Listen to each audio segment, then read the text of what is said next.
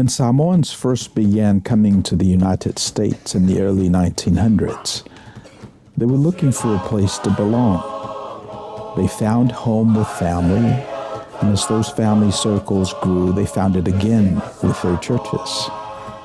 Over time, as Samoans became part of life in America, many found themselves living between two cultures, connected to both, yet not fully at home in either. This place, Outou Manuia, offers a place to land, a place to breathe, and a place to belong. Second Samoa is your home away from home. Alo mai beia mai moanga male. Kita va fonga Samoa ya la sei so to fo ia. Le ula fo I o le suinga ula o le nia so. Ia nai manda upu fo filfilina. Fai se fa soa male manatu. Ia ina ia Manuia ilo fa fonga ma. Fa solonga o soifuanga maluna. Ia maloli le ono sai. Ia lau songole fa fenga in forma. Ma ia lau ole. O le nei so onga o suinga ula o le nia so. Pe o lisi mada upule le ta docket of whaingoina o le Pokémon Go. I fwse context o le mena tupu. O dafsi le whaina amata I le awhiwa se lau iwa fitu. Pe o dafsi le whai mua le na o le manatu o te itai o le nei e kale sia se te pena se malae mo tupulanga talavou. Lalovoa. Alo tātou atunu I Amerika. Na matai lora te pena. So te usanga umala ina ua whamaile siri a ua toe whai ele parking lot I titia avil malai. O te usanga umala mai le awhiwa se lau iwa. Se I o maila I le te milena release e le Pokémon Go. Sa ave ale le malai itai. O le lua awhis fuluono la na whai ele konseti al tafsi le whai na wala aulia ai ia artisi le tātou community. E mai whai la lātou konseti. O te usanga lana sa whai ele pā. E build e lunga le stage. Ia ono totongi lo le tangata tupe hoi tutonue. Mata konseti ia, tangata Pasifika ia. Artisi. Ia le temila au le whai ele konseti. Sawa tui tangata tamiti ia e tā alo da longa le Pokémon Go. O le mela sa tupui, sa pāi me le lighthouse te le lava a tatonu I Long Beach. I le pālea. A le mela ua whai e le tā longa. Ua assign ia point da wafe I le lighthouse. O le whaingala le tā longa e te wherua I malau telefoni ua download mai e le app. Ia na e alula ia whapipi I le lighthouse. Ina ia maua mai ia au points. Te lala all points o le telefoni na o loula talata I le whailonga mōmua. Ia o tangata e tele ana points. Ia o tangata na malo. Ia o atu ne rata me tia doli le lighthouse. Ia pangale o atu e teia I la tātou pā. Ia no usawili wali fuale o whape ia ave ia whaalalo I naita me tu mai watu a lato points. Awana le mai ai tonu le pāo I o lighthouse. Whai e le whanga vale I le app I na moala ia. Ia a le mela o tupu o e neti na ina. Lo wa fin e le na whai poipo. Wana tala, no dad, no. Don't give in to them. Lua fesfulu ono. Ia na le tala ina le pā. A le winga lo tala wo usau ale le malo o nganga file mu whaaloalo I stangata tu ulava noa. Mea ien tatu wola me tatu ave le whaaloalo yo. Ia le loa el identity le winga o tangata ia na nao mai ai le talo e le isalato dala e whai le ngaruenga lea le tia pula. So pe mena o whai ne la le whai puponga e ne tiu o whamtala ina le tala na. E lo mana tu e eiso na winga o ngā mo I tātou ma tātou mea sina. Ia whamalosi a tātou e whau le pā ma whamalosi tātou e whai atu e le ai. O le tua oile nei mai te le sopo ia. Ia o le Pokémon Go le nā il tausanga nā lua fesfuruano.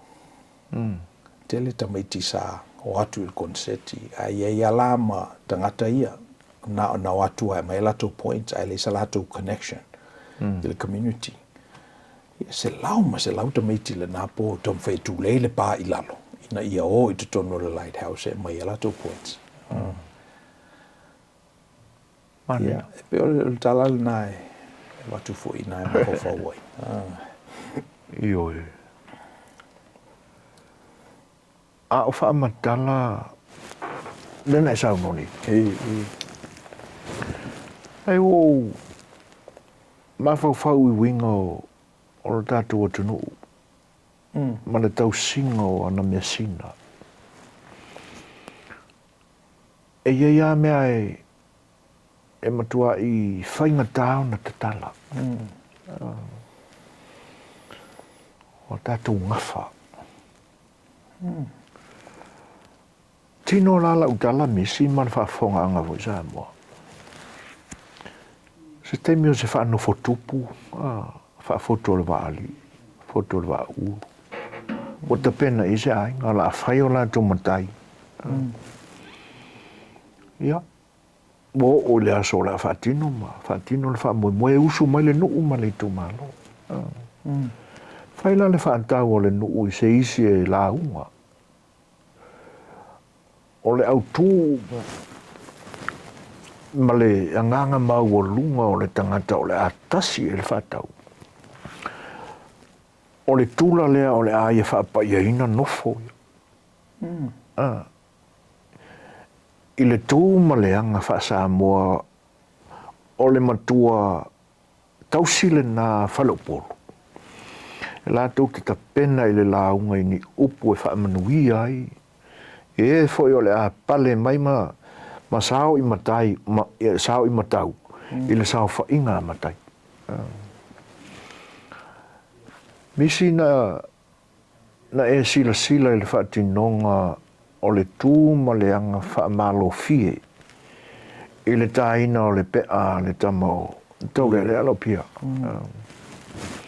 Na ave ia lau wha aftai le ia sua. Siali o vili. A wafa tau toi wa ai leo wha tino i se tufunga tāta tau le mele. Lewa. O te lei toi wa ai. E o lo ina tā le fatu o le pute o le. E kulo o upo la. Ona wala au lo leo le tufunga i tangata umai e te tono le. O le tāpua inga lea. A o iai ni songa i miti. Ni malu. Wha mole whaanatanata mai i nei. Ia. Ma whaapea mai aila le tufunga. Ta lai umau tau lai. Ia le ana e silsila. O le winga la o le mele. O le wha ulu whale ina mai o le pea fau. I to tonu o le sao wha inga lea. A pea E leo tangata umai wala uri ai. E na awe lava ua, la e le atunu. O le isi lea vaenga o tātua nganu ua manatua la ina ua tā ofi o e neti. E lea i ua. O leo maingare ngā e whaali mai le ma whau ma so sofa kua ia. Ia le whawhianga le. Toi fo ina lau tala i le whaapai e ino na fo. Ta pena la le tula le mole. Io. O upu wha Manuia. O le vaenga la lena. E wha longo ma le manino le tula whale o le ainga.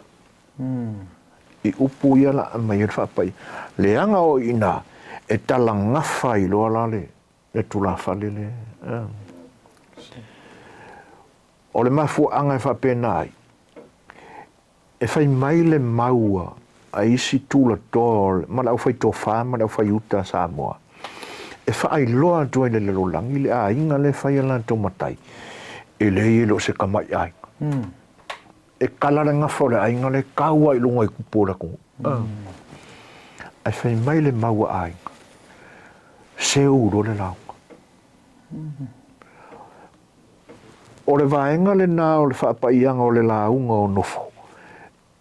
E se ukukua ia i ngai makai o le ainga ia le.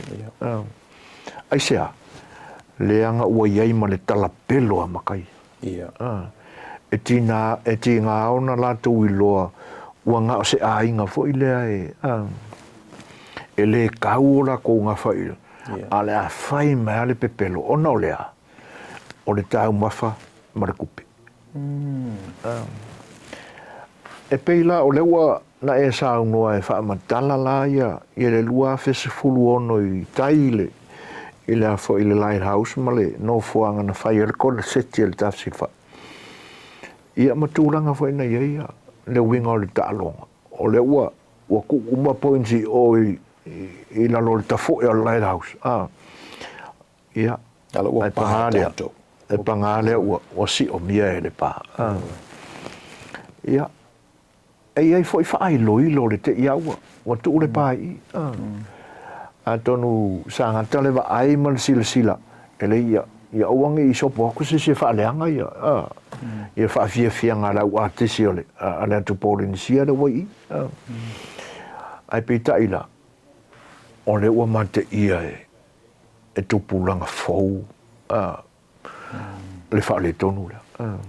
E pe o le winga atoa o le. E le o le o mea uma voi e. E le o mea uma e kakala. E te tau au na whaai te tātou. Ia a whianga o mea te tala.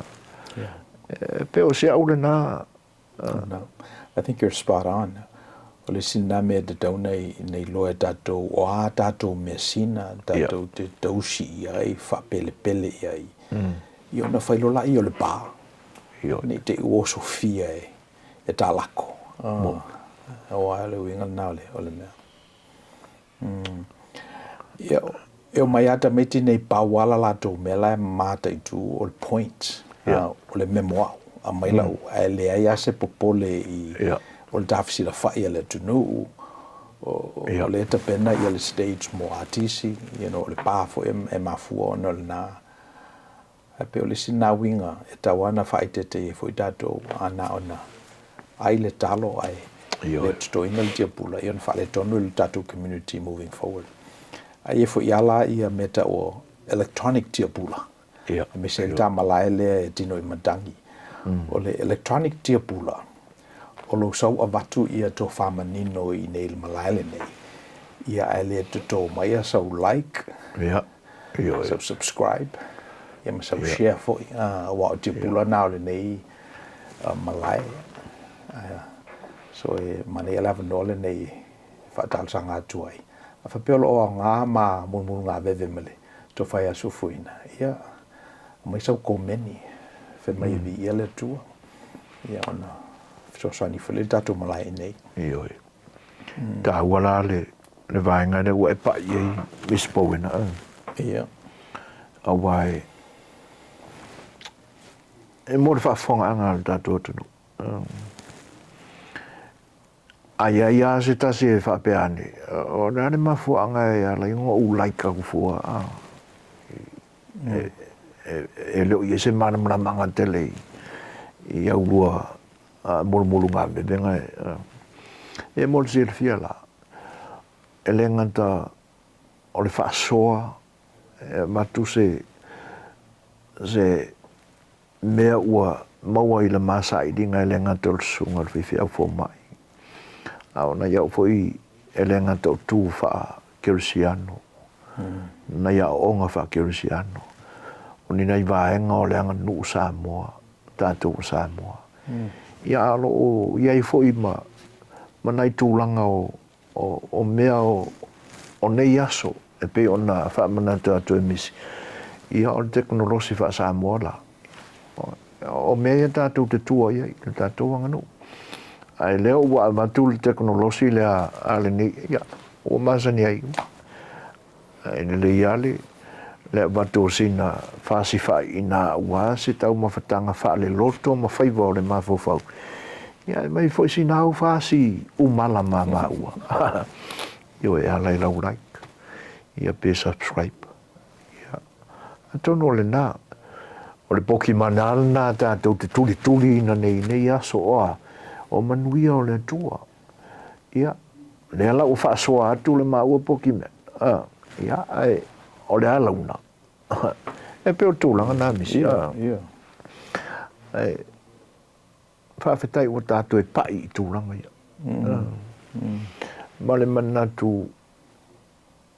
e te tāwao na iei se mea o le tuana i tātou te toi toso mai e le nei teimi ia tātou te whale ina wā ia savalingi whalalumanai ai le anso whenangaru fa mau i il ta lalanga i le nei aso ma le nganga māualunga pea ia o le a mau se Manuia e lau whaafonga mai whatu fo i o whenangalo ia ai la fo se whaatiata mai o le nei au unanga i le whaafonga mai ia po wale taula ulu sama upu ia la fo i whanga matele ia ai mo se tai au mua i le whenangalo alofa o le atua tātou tu e whitapai ai so i fua mai Manuia.